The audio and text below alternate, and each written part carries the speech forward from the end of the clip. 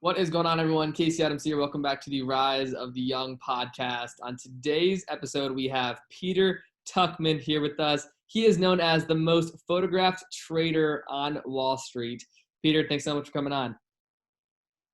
Thank you, Casey. The Rise of the Young. I just love it. It's such an inspirational title. Thanks for having me. Absolutely. So I want to ask you, where does the name most photographed trader on Wall Street come from, and how did you get that name? So, Wall Street is the floor of the stock exchange. People know it. They see it on TV all the time.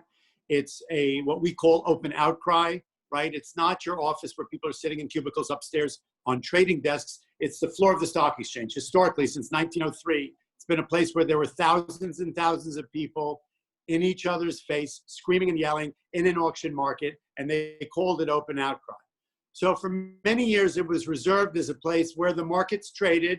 We were representing customers from all over the world, buying and selling stocks, the point of execution.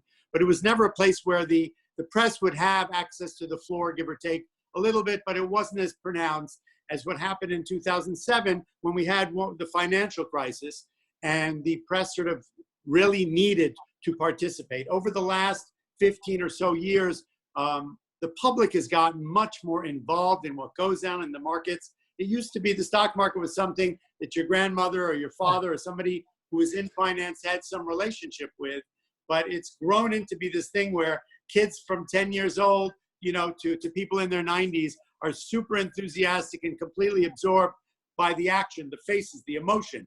And so in 2007, they sort of brought the press down to the floor, and there was a gentleman who was one of my precursors named Al Dershowitz. They called him the market dude. And whenever pictures were taken of the floor, which were done on occasion on big wild days of crisis, his face was the one. And then in 2007, I believe it was in mid-February, the market dropped 600 and something points. And there were a number of photographers there. And there was a photo taken of me throwing my arms in the air. And the picture got on the front page of the Daily News. And then the next day, they did an article about it. And that sort of began this incredible journey up and on, because the photographers found that if they put my expressive Einstein kind of a look in the paper, that they were thrilled. If they took the picture, it got some play time. And so we've had this symbiotic relationship, and the pictures are all natural. We're not allowed to pose for photos. But as the press came down to the floor, they BuzzFeed, which I'm sure you know as a millennial or whatever I'm going to call you, a nice guy named Casey, Rise of the Young Man. You're a Gen something, aren't you? Gen Z. You're a Gen Z. I thought they were okay. Great. So as a long timer talking to a Gen Z, so BuzzFeed came along and they sort of saw my face. It sort of escalated really quickly. I was on a bunch of front pages. They started allowing the press on the floor. And it kind of went viral. I was in thousands of front pages all over the world as the market went into this incredibly volatile period of time of the financial crisis. So both things fueled each other. People needed some sense that there were humans. The human element was involved in the floor of the stock exchange and their money.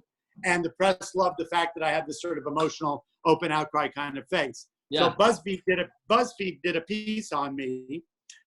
BuzzFeed had really just kind of launched. Everyone was all locked up looking at those little boxes of 3 minutes of every part of the world. And they nicknamed me the most photographed guy on Wall Street. Okay. And that sort of was the beginning of me not just being taken pictures of, but people wanting to know who the heck this crazy guy was. That is so cool. How long were you working on Wall Street before that moment happened for you?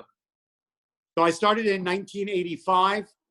I had sort of a wonderful journey in life. Up to that point, I grew up in New York. My parents are Holocaust survivors, came here in 1949. I went to a really good school. I went to college. I was studying agriculture. Then I got into economics and finance. I came back to New York. I started trading commodities. I opened up a jazz record store on Bleecker Street. I had a jazz company. I managed a lot of really amazing jazz artists for a number of years. In a around the world. I was booking a lot of, and then sort of everything came to a bit of a halt. The world was a little bit wild. I was a little bit wild. I was in my 20s. Life got a little bit out of hand, and I decided that I needed to just sort of step out for a moment. And I ended up going to West Africa. Wow. And I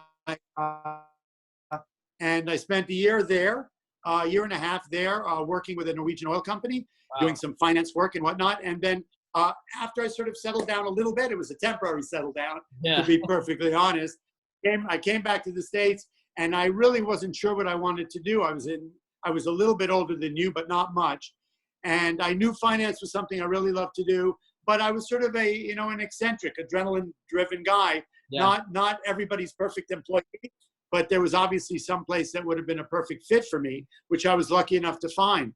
I got a summer job as a teletypist in 1985 on the floor of the stock exchange. My father was a doctor. He had a number of patients who worked in finance.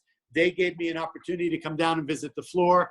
They gave me the opportunity to do this summer job. Basically, the way the floor is, it doesn't matter who you are and who your dad is or how much money you have. In order to be somebody in this field, you need to start at the bottom, and you got to learn the ropes and see if it's for you, because it's not your normal place of business. And I came down there on May 2035, and I knew immediately it was raucous, it was loud, it was adrenaline driven, it was wild and crazy with open outcry. It was a big human thing. I love interacting with other humans. And so it was Wall Street at its peak, at least in my generation. And I got the summer job, and I loved it instantly. I knew it. I had arrived after 3 months of doing teletyping. This is pre-computer, realize.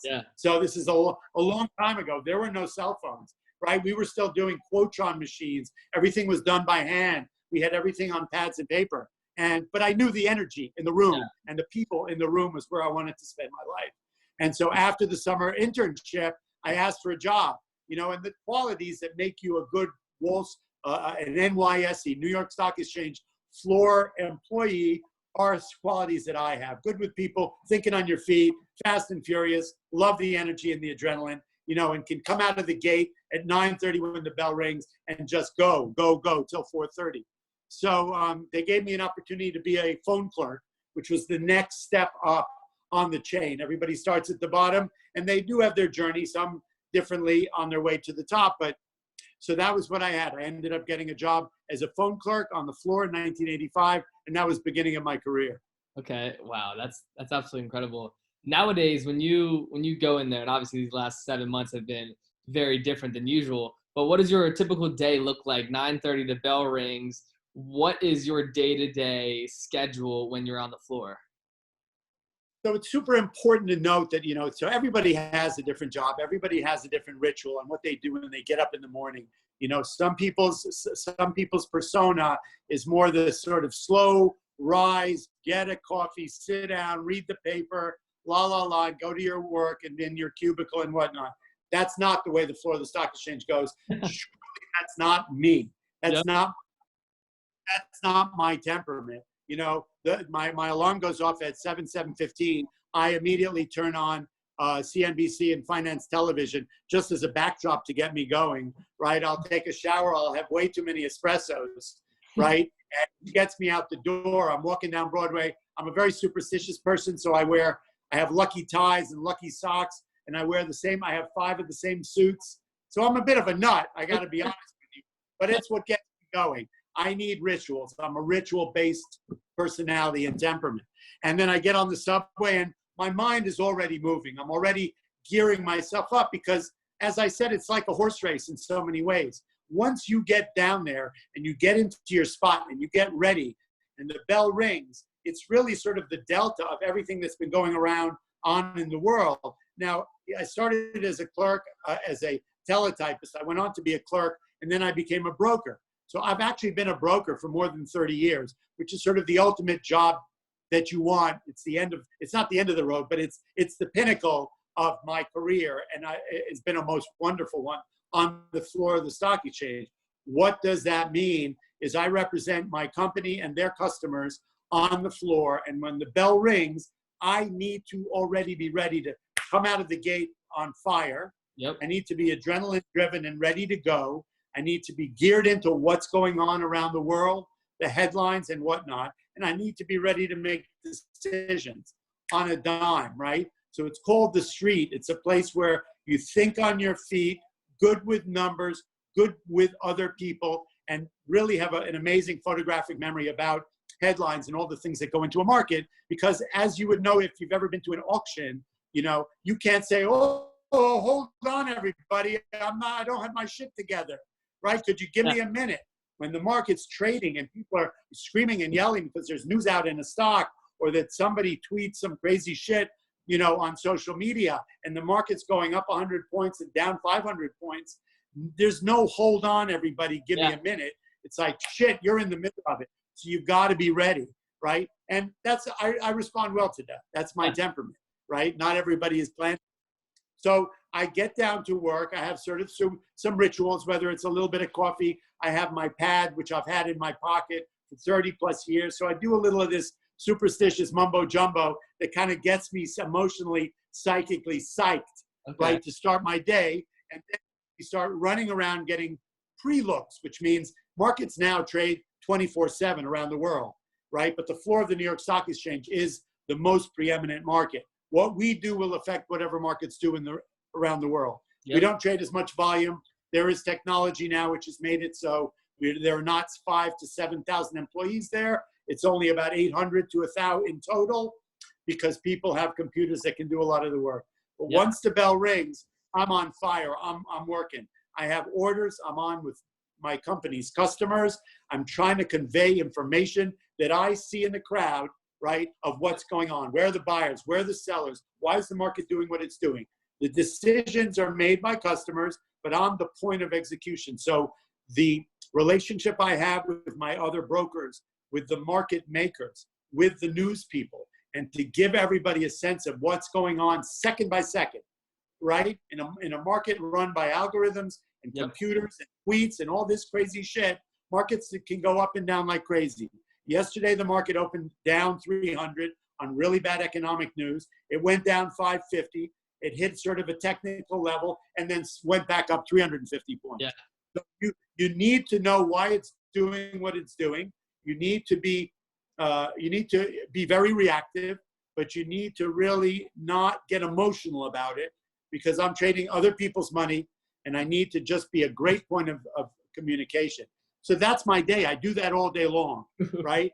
There are orders we used to do in person. Now a lot of them are done through algorithms, through our handheld computer. But that information pipeline from the market maker to me, to the press, I don't tell the press things, but I am open to what I'm seeing going on.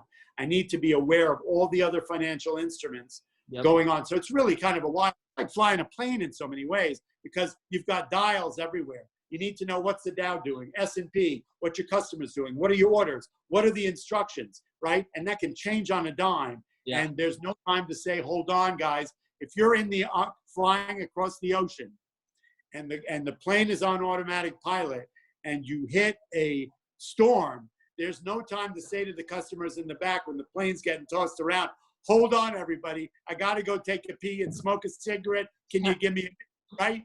Yeah. Fan, you got to, turn off the fan and clean up the shit, right? So you got to be up. So that's my day, right? And it's that's super exciting. It's super intense. Yeah, that's right? a lot. It's a lot. It's a lot. But you know what? There are only a limited number of people who do it historically. It's the kind of thing where if it's your life and your temperament, it's you, right? So it fulfills all of my needs emotionally, spiritually, and financially on a given day, right? It's what I get up in the morning to do, because it's just like, man, it's like a horse race. So, and I found it to be something I love. Whether it's a good day or a bad day in the market, as long as I'm doing my job, which is communicating what's going on, representing my company's customer the best way, trying to do the best and not be emotional about what's going on, and make my decisions based on a lot of good information, and be educated, be aware, right, of what's going on. This is no joke. You're playing with money, and it's no game, right? So if I do something, I need to have an explanation. Absolutely. I want you to, wait, are you there? That, that's my world, my job. Up a little bit.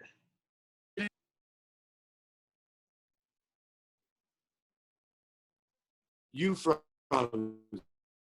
Yeah, you're breaking up a little bit. 1 second, we'll give it a moment. Try again. All right, you're still frozen on my side. How do You're I? back. You said I'm back? Okay. All right, I think we're good. Can you hear me? Oh, come back in. All right, we're back. I'm on. Okay, cool. Good. Right. Go ahead. Sorry. So speaking of good days, bad days, one of the most iconic pictures of you was back in 2007, 2008, where it's just that draw-dropping picture. Can you talk to me about what that day was like on the floor of the stock exchange? Because no one else in the outside world gets to feel that rather than the people that are actually there. So, there have been a number of, every day is sort of a super exciting, emotional day, especially lately. There clearly are and have been pivotal days from an emotional face or reaction to what's going on, right? As I mentioned, the term delta, right? It's where all the rivers are coming together and they end up being at the floor of the stock exchange, because it's money and public companies and markets reacting to what's going on around the world. Yep. And we've never seen it be as amazing. That what happened in 2007 was devastating, the financial crisis. It was one of the first great pictures. But what happened then in sort of small little periods of time over those years, we've seen happen in the crash of 87. We've seen financial crisis of 07, 08. We've seen when Brexit came out. We saw when Trump got elected.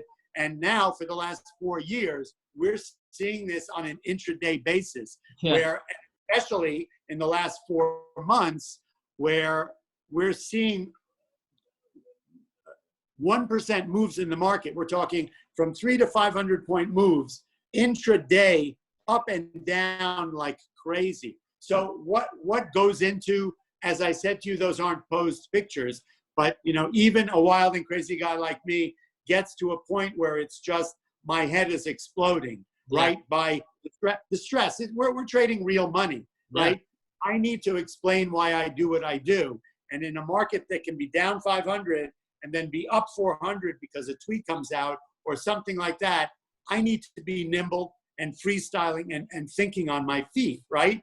Yep. So when things just get to the point where I just can't do it anymore, and that day we had seen a huge drop, right? That was when the shit was really hitting the fan with the financial crisis. Lehman Brothers had gone out of business. And it's curious enough that, and then you've got your own life that you're going through on any given day, whatever obstacles it was, right? Personally, emotionally, spiritually.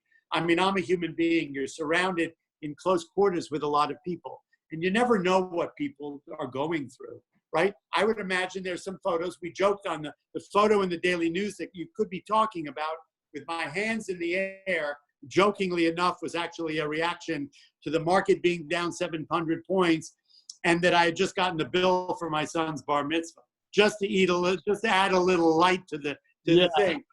It was way more than I anticipated. So you never know. Most of the time, my facial expressions are all market related. Sometimes they're not. Sometimes they're a function of my personal life. Hey, that's good to know.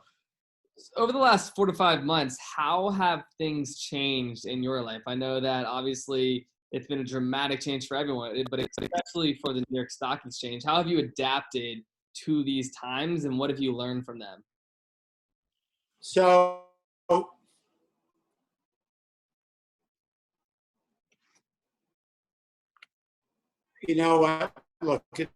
the last number of years have been quite many times, because the nature of finance, the nature of the economy, the way the market works, the technology that we're being given. So my job description, which I've given you a little bit of an eye opener to, has changed over the years. It's not always been a successful one, but we thrive off. I don't have money involved in the market personally. I've never owned a share of stock in my life. Most people, some people know that. You would find it curious because, as you know, money has a way of talking in your ear, right? How well your bank account personally is doing can be a very loud narrative in conversation. Yeah. If I was worried and I invested in, many people I work with are invested in the market. You know, I ended up investing in my two kids. They graduated college without any student debt. That was one of my goals and promises to them. So a lot of my income went that way. And I've also don't want to be pulled by my profit and loss worry on any given day, because my primary purpose is the company's customers who I represent. Yep. Okay. So the last 5 months have been crazy for many, many reasons, right? I ended up getting COVID on, so let's go back. I'll give you a little snapshot of what happened here. So we ended up, you know, obviously within the world of Trump, the market has had quite a wild run. From the night he got elected, midnight or 3 in the morning, the night he got elected, the market went down 1,000 points. By the time 3 a.m., market was down 1,000 when he actually was when he won the election. By the time we opened up in the morning, the market was up 1,000 points. And since that day, whether it's the China trade story, problems with Canada and Mexico, the wall, North Korea, Brexit, tweeting economic information that has no business being out there, the whole relationship of social media, content, and the markets, the involvement of the press, the whole nature and the open bookness, that's not a real word, of the floor of the stock exchange and everybody's money, it feels like, you know, so many more people are interested and are getting involved in their money and getting involved in trading and whatnot. And I'll talk about that later relative to younger people. But we saw on February 12th, the market was at an all-time record high. The NASDAQ, the S&P, and for people who don't know what that is, every part of the market, the economy was in great shape. The consumer was robust. Banks' balance sheets were doing really well. Everybody was doing, not everybody, but for the most part, the economy was doing well. Unemployment was at a great low. That was just a few months ago. Yeah. Right? It feels like years now, because the last 4 months have been a fucking shitstorm. Excuse my language, right? But on February 12th, we were at record highs, and everyone's going, this is incredible. It's never going down, la, la, la, la.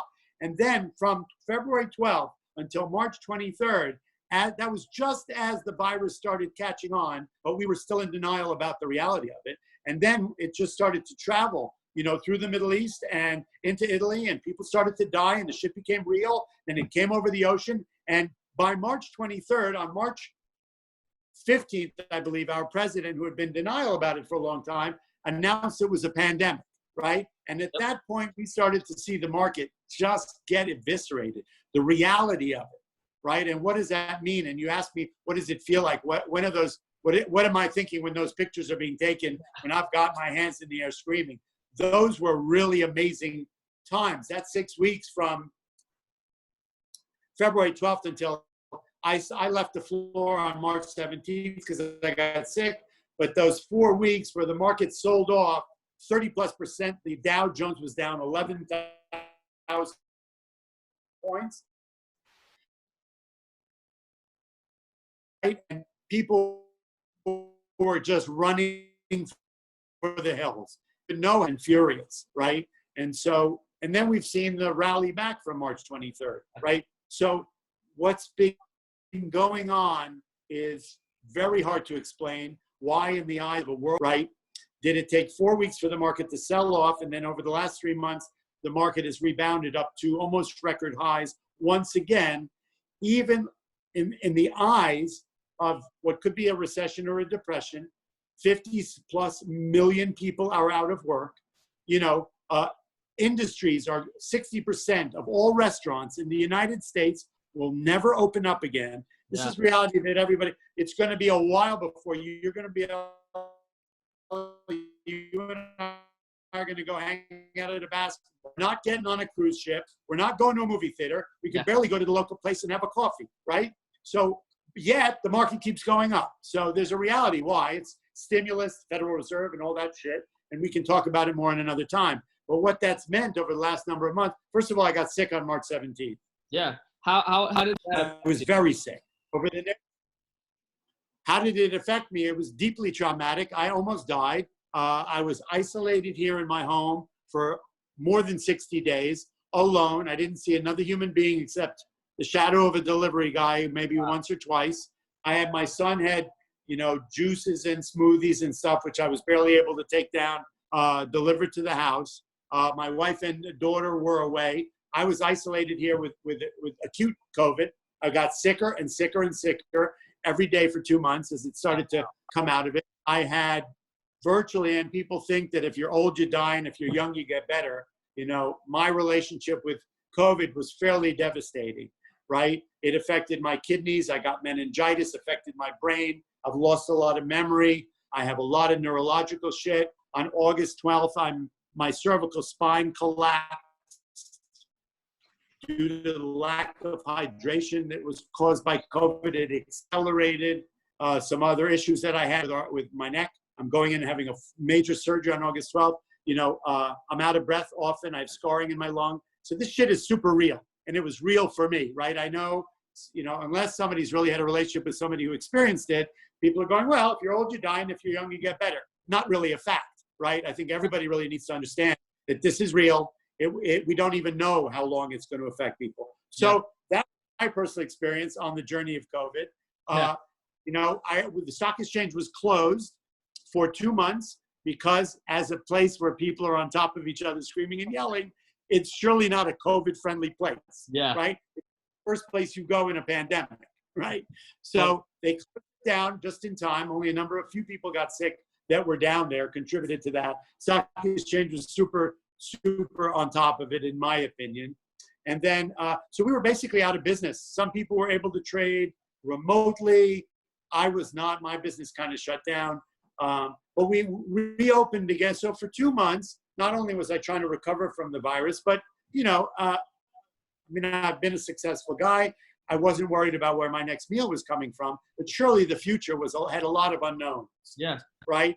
And also for me, as I described to you, going to the stock exchange, for me, whether it's a good day or a bad day, or whether I've lost a relative or I'm sick, it's where I go to get my adrenaline.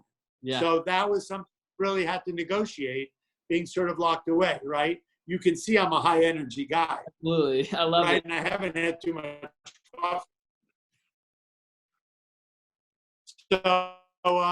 So that was part of my May 26th, the stock exchange reopened, and I was not.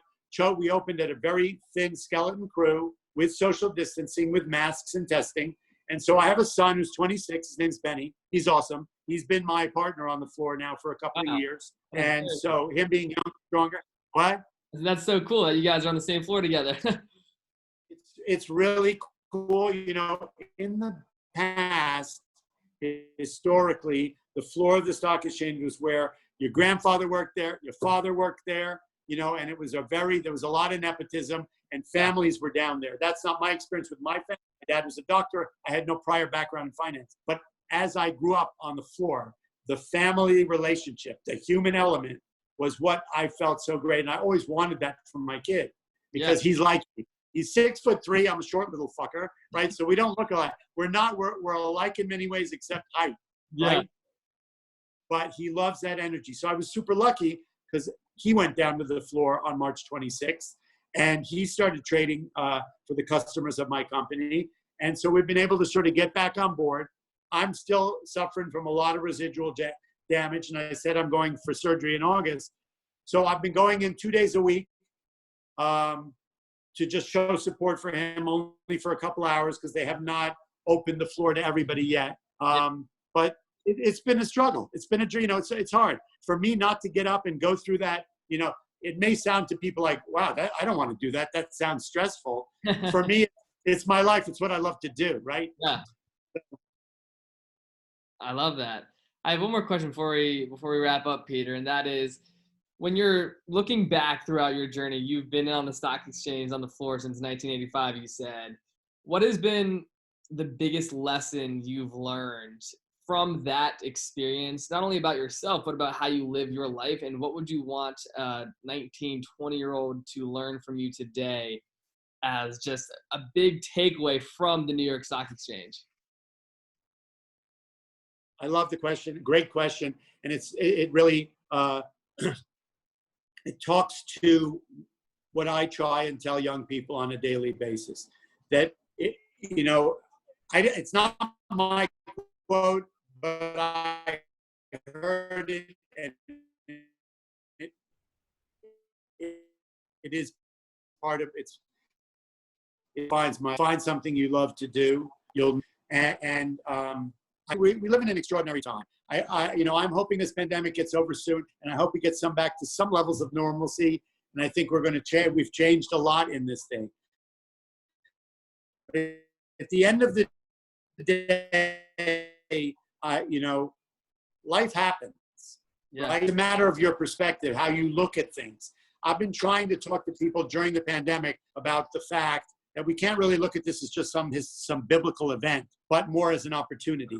Everyone's going to have their struggles along the way, but you need to start every day fresh, right? From a floor perspective, we always say what goes on between 9 and 4 is over at 4 o'clock, right? So it's like on any given time, I am a firm believer in not burning your bridges. I'm a firm believer in what's called restraint of pen and tongue, which means you respond to other people, you don't react. Right? Because once you do something, once you say something you shouldn't have said, once it's out in the air, you can never capture it back again. So I'm a big proponent of the human element. I love relating to other people. I'm not a guy who needs a whole lot of toys. I'm not a proponent of the guy who dies with the most toys is the winner.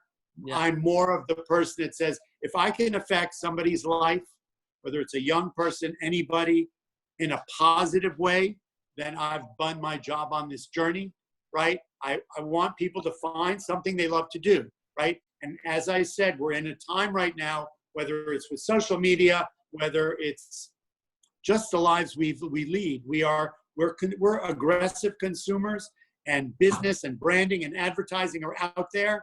And so I want everybody to find something that will wake them up in the morning. And that's the only job that I ask people to instill in themselves is to do that. I can't get you up in the morning, and I can't tell you what's going to get your gears going, but it's out there, and you've got to, it's not a matter of how many times you fall down, it's how many times you get back up and go for it, right? Yep. Failures are the most awesome parts of the road to success, right? There's no phone call you can't make. You call up any goddamn CEO in the world. But what I want people to do to get from my experience is that you need to I'm a team player.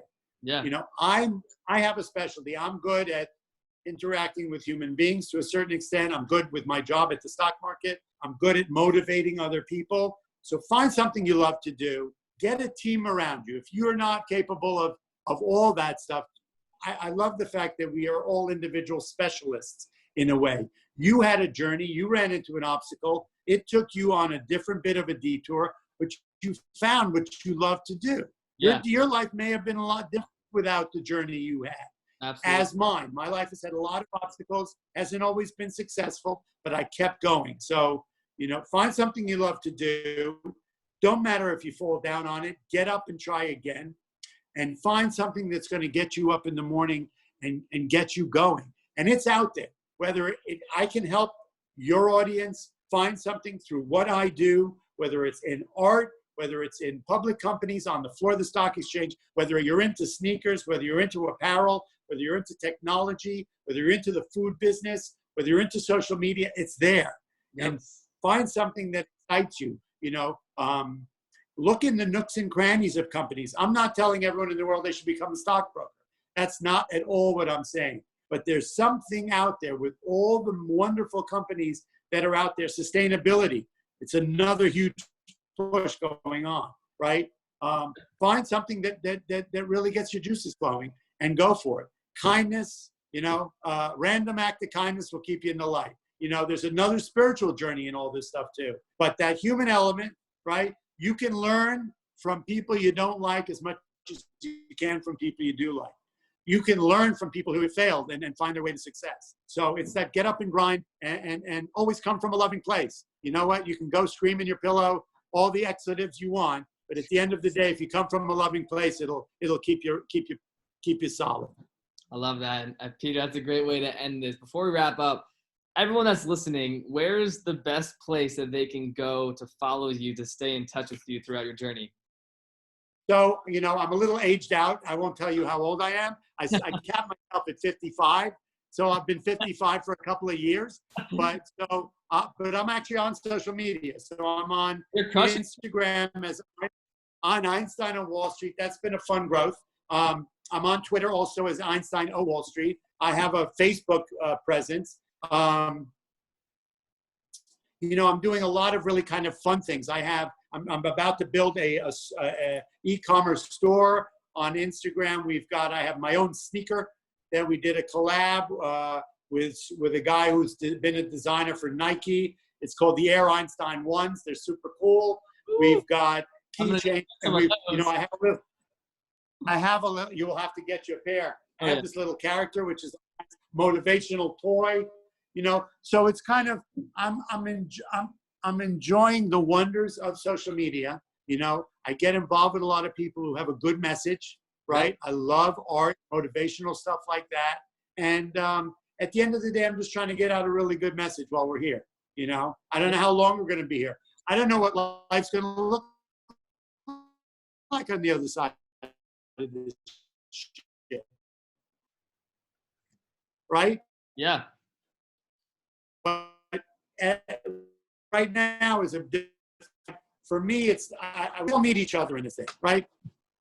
So I'm easy to reach. You can find me. You want to have a lot of fun, Google me and check out the photographs. Yeah, absolutely. It's hysterical. For some reason, this character, this Einstein guy, has become sort of a global phenomenon in a lot of fun ways. I love it. It's exciting. And in the meantime, it gives me a platform for somebody of my generation, which a lot of people in my generation are not on, to be able to talk to young people, inspire them, and motivate them. And that's what makes me happy. Love that. Well, Peter, thank you so much for coming on the show today. I'll make sure to link below all your social media links so that they can check it out. And that being said, thanks again.